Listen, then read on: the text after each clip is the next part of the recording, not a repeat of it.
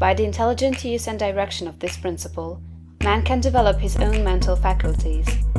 Man has an inherent power by which he may grow in whatsoever direction he pleases, and there does not appear to be any limit to the possibilities of his growth. No man has yet become so great in any faculty but that it is possible for someone else to become greater. The possibility is in the original substance from which man is made. Genius is omniscience flowing into man. Genius is more than talent.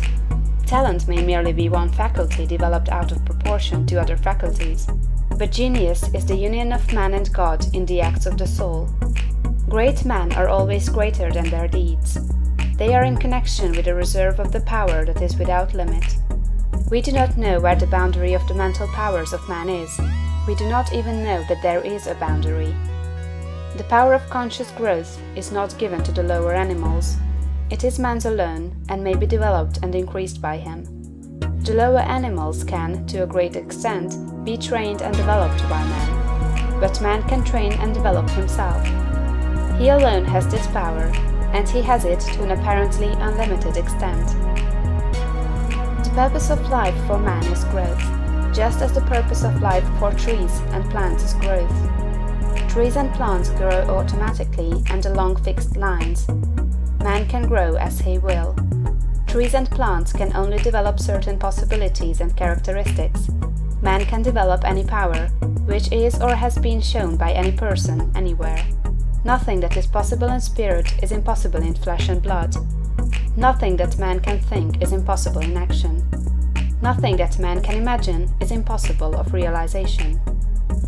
Man is formed for growth, and he is under the necessity of growing. It is essential to his happiness that he should continuously advance. Life without progress becomes unendurable, and the person who ceases from growth must either become imbecile or insane. The greater and more harmonious and well-rounded his growth, the happier man will be. There is no possibility in any man that is not in every man. But if they proceed naturally, not two men will grow into the same thing or be alike. Every man comes into the world with a predisposition to grow along certain lines, and growth is easier for him along those lines than in any other way.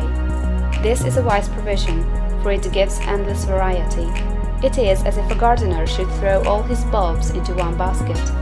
To the superficial observer, they would look alike, but growth reveals the tremendous difference.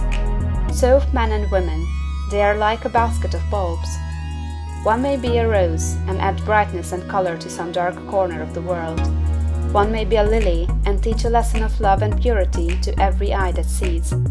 One may be a climbing vine and hide the rugged outlines of some dark rock. One may be a great oak among whose boughs the birds shall nest and sing, and beneath whose shade the flocks shall rest at noon, but everyone will be something worthwhile, something rare, something perfect. There are undreamed of possibilities in the common lives all around us in a large sense. There are no common people. In times of national stress and peril, the cracker-box loafer of the corner store and the village drunkard become heroes and statesmen through the quickening of principle of power within them. There is a genius in every man and woman, waiting to be brought forth. Every village has its great man or woman, someone to whom all go for advice in time of trouble, someone who is instinctively recognized as being great in wisdom and insight. To such a one, the minds of the whole community turn in times of local crisis. He is tacitly recognized as being great.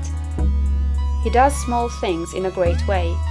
He could do great things as well, if he did but undertake them. So can any man. So can you. The principle of power gives us just what we ask of it. If we only undertake little things, it only gives us power for little things. But if we try to do great things in a great way, it gives us all the power there is. But beware of undertaking great things in a small way. Of that we shall speak farther on. There are two mental attitudes a man may take. One makes him like a football. It has resilience and reacts strongly when force is applied to it, but it originates nothing. It never acts of itself. There is no power within it. Men of this type are controlled by circumstances and environment. Their destinies are decided by things external to themselves. The principle of power within them is never really active at all. They never speak or act from within. The other attitude makes man like a flowing spring. Power comes out from the center of him. He has within him a well of water springing up into everlasting life. He radiates force, highest felt by his environment. The principle of power in him is in constant action. He is self-active. He hath life in himself. No greater good can come to any man or woman than to become self-active.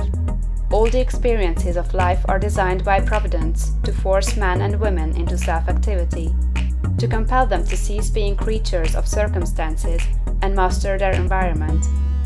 In his lowest stage, man is the child of chance and circumstance and the slave of fear. His acts are all reactions resulting from the impingement upon him of forces in his environment. He acts only as he is acted upon, he originates nothing. But the lowest savage has within him a principle of power sufficient to master all that he fears. And if he learns this and becomes self-active, he becomes as one of the gods. The awakening of the principle of power in man is the real conversion, the passing from death to life. It is when the dead hear the voice of the Son of Man and come forth and live. It is the resurrection and the life. When it is awakened, man becomes a son of the highest, and all power is given to him in heaven and on earth. Nothing was ever in any man that is not in you. No man ever made more spiritual or mental power than you can attain, or did greater things than you can accomplish. You can become what you want to be. End of chapter 1.